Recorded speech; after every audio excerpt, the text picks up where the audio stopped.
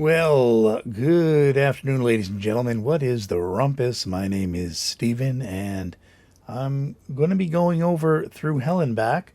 I'm using the tabletop simulator version of the game. This is version 1. It's been released. Yay. I've got it completed. Still have a lot of plans for things. There's still a lot of things I want to do in the game. But what I do want to do is kind of go over the naval combat. It's pretty straightforward. I don't think it's complicated, but I do want to kind of read over it. So when we do naval missions, let me bring up this first. Let me show you this. So here's Operation Neptune's Lunch. It's mission 11, and just like the other missions that you did on land, it's set up the same way. You have a cap number, you have the mission deck building section, and here we have 1 enemy aircraft, no flak, 2 incidents, 3 clear skies, and 1 bonus. And you have 6 depth charges, which is 6 dice. I'm sorry, 6 dice, 6 depth charge cubes. And we have a return base deck of 0, and our mission altitude is 5,000 feet. Okay. I didn't want to include too much gritty things. So 5,000 feet is a little too high to be hitting submarines. And we have our target. It's out on the north end of Germany, Wilhelmshaven, sorry. And we're going to look for U-529, okay, out there in the ocean. All right. So here we have, let me bring this up here. It's a little easier to see, I think. So here we have the naval mission board. Down here at the bottom are our depth charges. Here's our fuel. And then we have 3 U-boat sections. And then we have the big grid here with 6 different quadrants and then 9 sub-quadrants or subsections in each quadrant. Nothing complicated.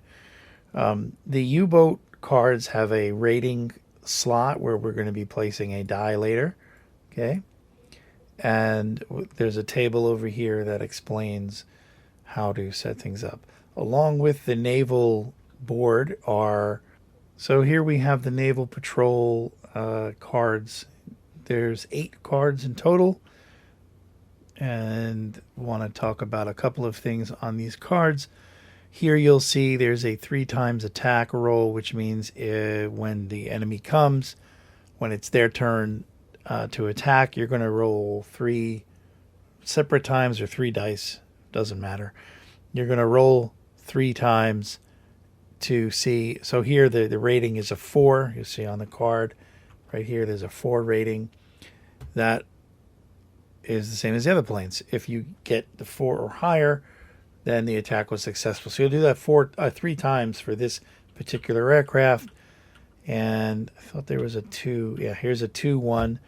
A 2-1. Here's one with 2 attack rolls. Okay, that's how that works. So again, straightforward. Nothing really too different than the other games or the other on land. And you'll see there's a little naval icon on the top right-hand corner of the card, a little trident to let you know that's for the naval patrols. So you don't use these. You don't want to use these in the regular game.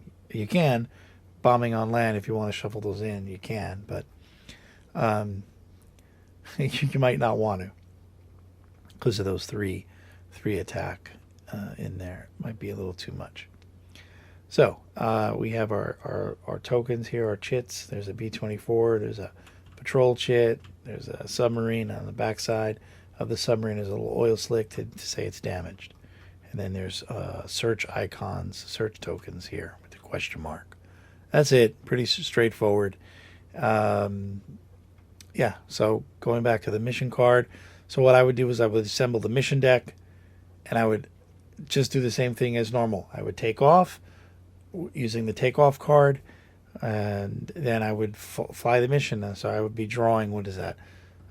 5, 6, 7 cards total. So when I finish the mission deck, I'm over here on the main board. I have my mission deck over here.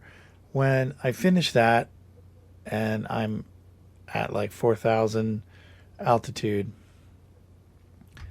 then I would move over into the naval board. And you can place the naval board wherever you want.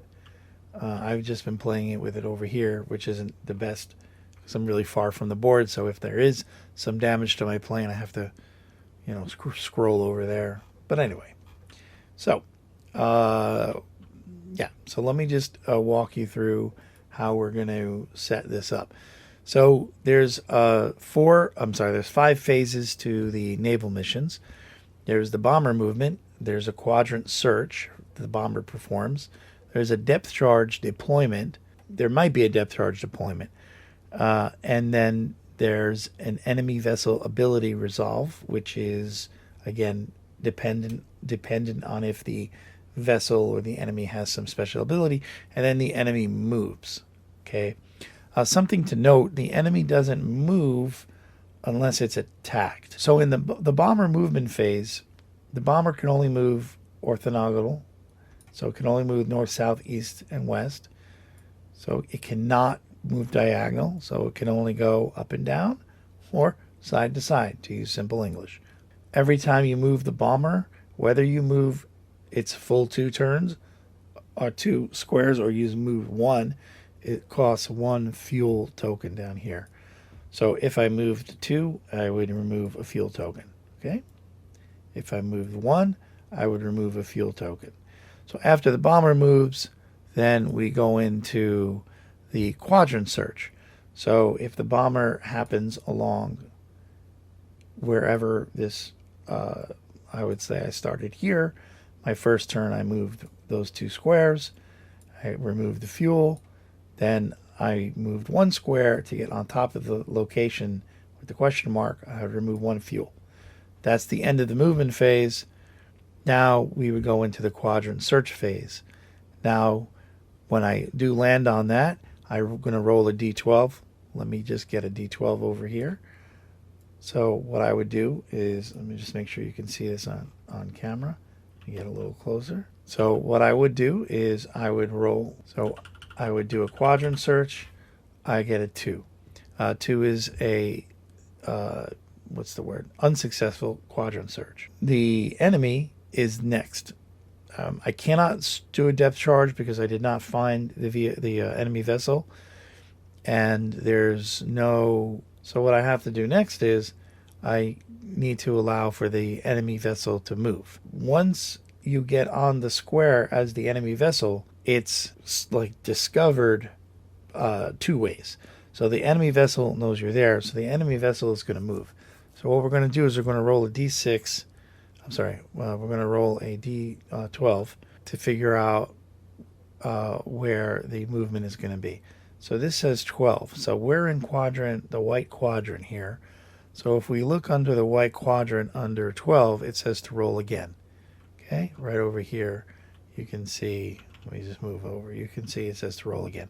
So I'm going to roll one more time. I get a 7. A 7 in the white quadrant is F4. So the sub is going to move to F4. No matter how many squares it takes, that's where he's going to move. Now, when I'm at the end of a quadrant, well, I'll explain that when I get there. So I got to move my 2 spaces. I'm back on top. I'm going to remove another fuel cube. As you can see, we're down to 3. I'm going to perform a search, the next phase, quadrant search. I need a 1, 3, 6, 8, 10, or 12. I got a 6. It's discovered. So we're going to flip that guy to reveal the submarine. Okay, so now he's a discovered sub, U-boat, and we're right on top of him. When you discover a sub, you want to roll for the rating. It's a 4. So this sub has a rating of 4. If we look on the chart, you'll see sub with rating 4 has a movement of 1 and a damage cap of 2. So he has 2 damage left.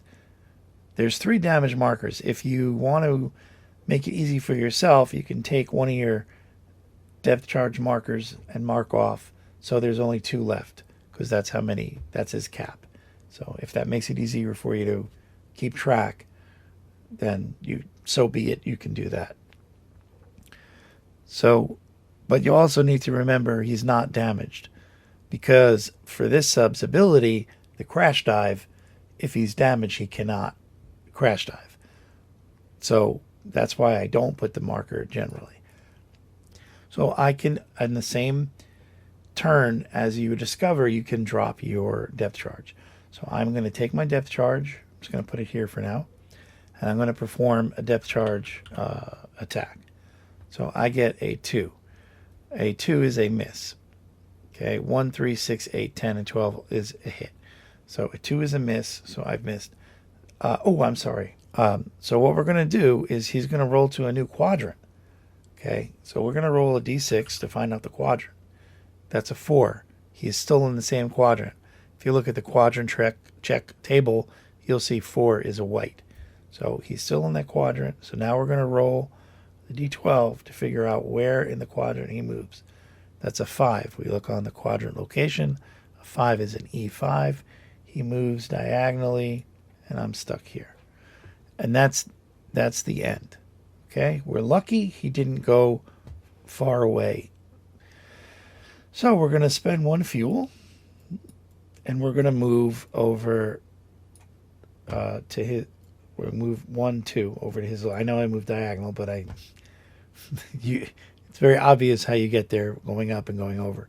So I go up, I go over, I'm back on top. I'm going to do another depth charge attack.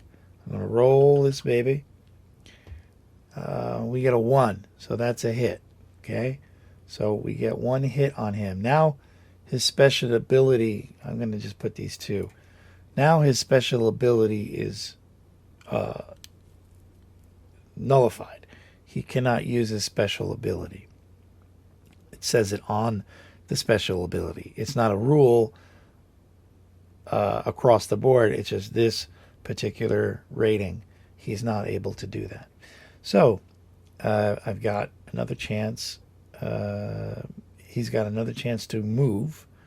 Okay, he's got a movement of 1, so we got 1 movement. So we're going to roll. We're going to roll the d6, and it's a. What did I do? Let me do another roll. I lost my my mind. So it's 6 is a reroll. So we're going to roll. This is the vessel movement chart I'm looking at. It's a 5. It's a reroll. We're going to roll. It's a 2. 2 is southeast. So he's going to move southeast. Okay. So this is supposed to be over there. So I'm going to spend 1 fuel. We're going to move those 2 spaces from E5 to E6. I'm going to fire another depth charge. I get a 5. It's a miss, right?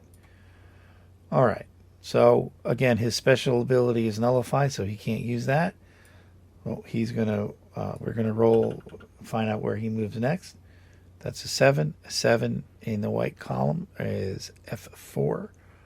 So he's going to move to F4. So the movement dictates how many times he can move. And so he moved to F4. So that was 2 squares to get to F4. Now we're out of fuel. So what would happen if I continued with this is I would move the 2 spaces. I would spend this fuel marker. Okay. And I would, let's just say I do another depth charge attack. And I get a 1, so he's hit. He's exploded. Bam, I killed him. So we can flip that over. Well, let's say that I couldn't get him, and let's just say he was able to move further away. I'm out here in the open waters. I need to end my turn when I'm out of fuel in the outer column and row of any through A1 through A6, from I1 to I6, and then going down from A1 to I1 and A6 to I6. That outer rim, if you don't land there, you have to take engine damage, which is not great. So for each square I move, it's going to cost me 1 engine damage to get back. Now, I would move 1 square, and then what I would do is I would go over here. And this is much easier on the table. Everything is kind of close together. Let me shuffle these, and I would draw one engine card. basically I could pick an engine, go to engine number 2. I'm going to draw an engine card, no issue found. So I would draw another card. There's one more space I got to go to get to the end, and then I would come back and I would draw one more.